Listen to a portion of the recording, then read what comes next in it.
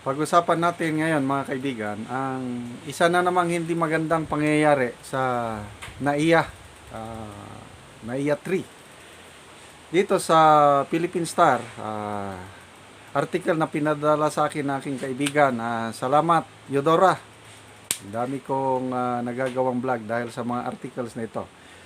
Philstar, ang title is Hundreds Affected by Baggage Handling System Issue at NAIA Terminal 3. Nagka-aberya na naman po ang Ninoy Aquino International Airport. Ang aberya po ay tungkol sa baggage handling system.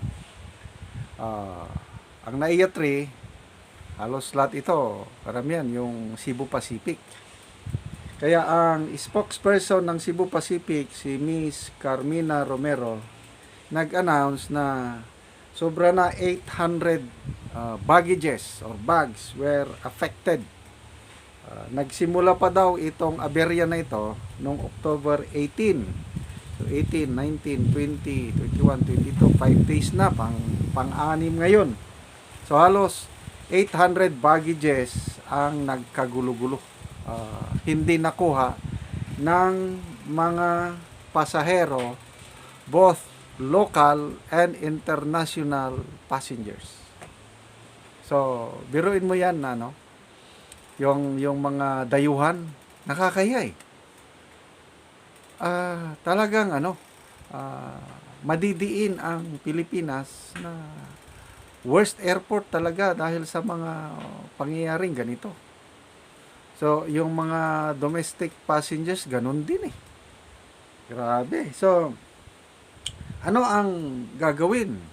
Dalawang opsyon daw. Ipapadala daw yung mga hindi nakuhang baggages, i-deliver, papadala doon sa destination ng pasahero. Na okay lang kung local, dahil paano yung mga international? Di-deliver, and how long bago ma-deliver itong mga baggages na ito? So, ano bang problema? Yung baggage handling system, ito siguro yung gumagalaw na gano'n, no?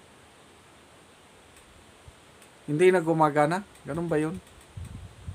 So, sabi ng Head Executive Assistant ng Manila International Airport na si Chris Bendijo, matagal na daw itong problema, itong maintenance ng baggage handling system dahil more than 20 years na makina ito o facility. Problema daw sa maintenance. So, ang Manila International Airport, nung sila pa ang in charge, hindi nila kayang mag-procure ng bagong facility o system na ito. Kaya ang ginawa, nag-order ng spare parts. Hanggang ngayon, hindi pa dumarating ang spare parts. Okay?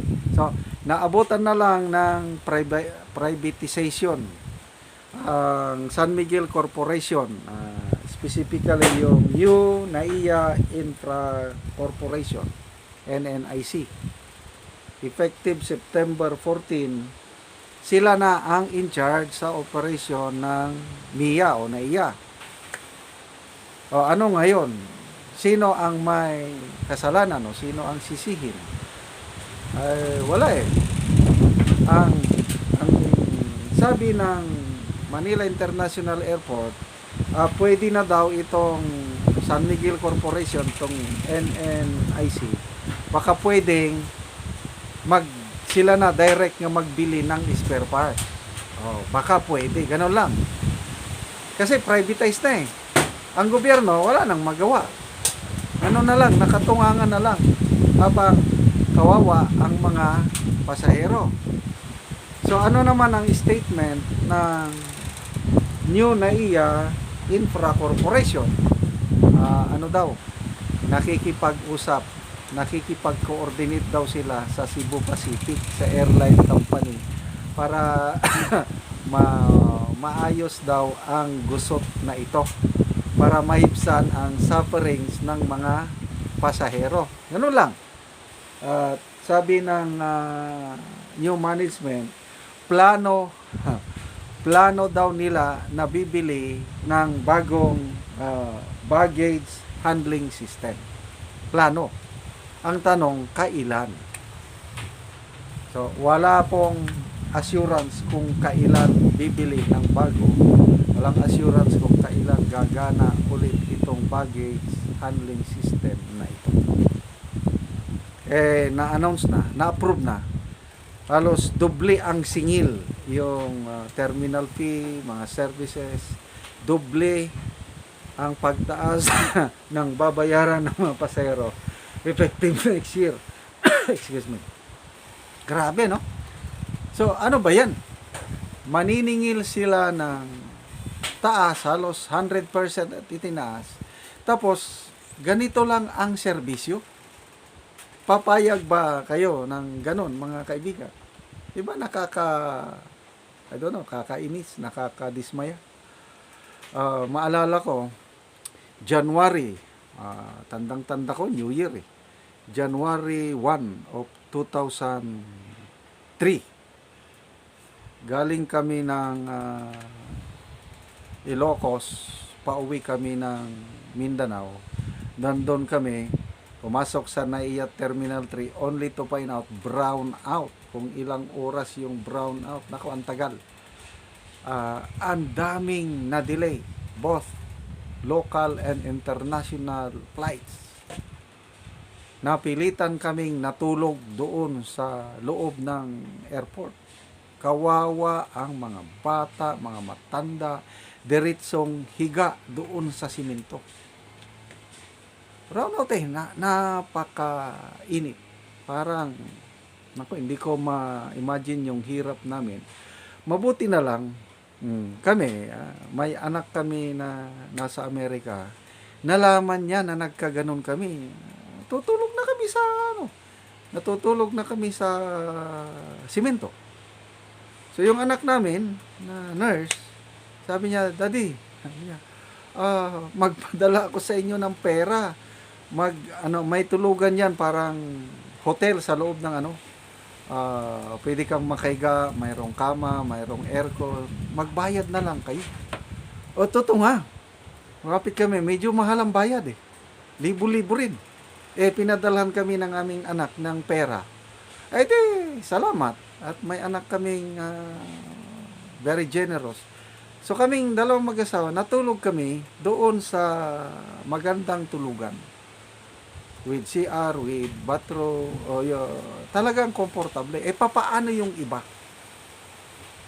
Mga foreigners nga doon eh. Kawawa, nakahiga lang sa simento. Yung iba, maswerte, mayroong karton, mga bata, kawawa. So, yun po ang experience na hindi ko makakalimutan sa NAIA na yan. At hanggang ngayon, hindi pa rin matapos-tapos ang problema. Kailan kaya tayo makagraduate sa title na Worst Airport in the World? NAIA, basta NAIA. Maganda yung nangyari nga privatization, kaya lang how many years would it take bago nila ma-improve ang facilities? Kaya lang ang singil naman. Papatayin ka naman nila sa singil. Well, kung ako ang inyong tanungin, okay na lang sa amin I don't know sa iba. Kahit mahal na lang ng singil, basta magandang serbisyo. Sa ibang mga airport, bago lang kami nagbiyahe mag-asawa, punta sa ibang bansa. Hindi naman mahal ang singil sa ibang airport. Katamtaman lang, kailang napakagandang serbisyo, ang pila kung meron man mabilis, napaka-systematic. Pagdating mo sa NAIA, talagang true to its name na one of the worst airport in the world. Kailan kaya tayo makagraduate sa title na yan?